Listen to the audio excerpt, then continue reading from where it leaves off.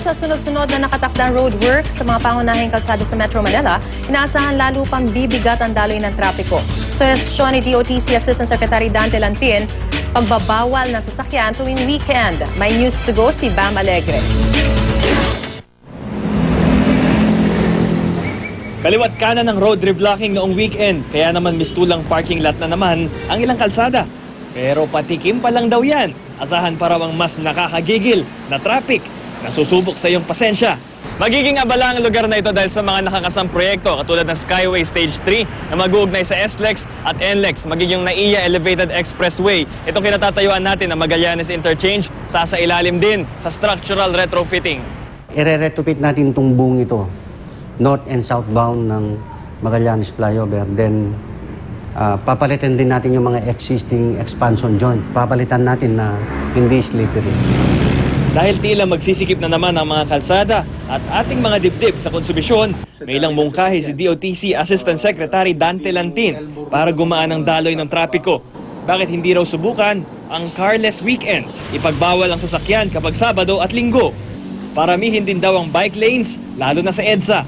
Personal niyang mga opinion nito at paniwala niya pa nga'y wild suggestions ang mga ito.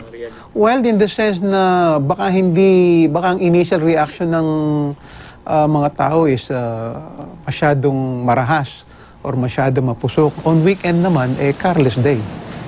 At in that way, makakatipid tayo sa gasolina, makakontribute sa pag-improve ng environment, and we can encourage more bikers. Pero kung pansariling mungkahi ito ni Asik Lantin, ano naman kaya ang posisyon ng DOTC sa paglutas ng traffic? DOTC is number 1 bias towards mass transport. Number 2, yung integrated intermodal transport. Yung making sure na the travel of a commuter will be seamless. Pero tila marami ang aalma sa carless weekends. Ayon sa MMDA, wala pang rush hour ng alas 5, tila umuusok na raw ang vehicle counter nila dahil napupuno agad ang capacity ng EDSA.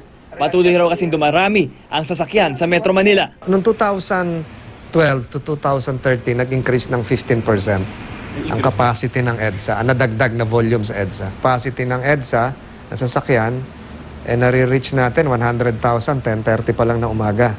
Siyempre nakakatakot po kasi maraming sasakyan. Madami pong bus. Ewan ko lang sir, hindi ako sure doon. Bakit sir?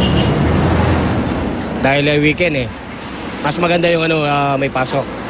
Pagdating naman sa mga bike lane, meron nang nabuksan ng MMDA sa Ayala, Makati at ginagamit na ito ng maraming siklista. Pero si Marlon hindi rito dumadaan dahil masikip daw at maraming tao. Nasa EDSA ka, hindi ka ba natatakot magbike? Hindi naman po kasi sanayan po ako. Sa mga bahagi naman ng EDSA na walang bike lane, tila buwis buhay ang magbisikleta dahil sa dami ng sasakyan.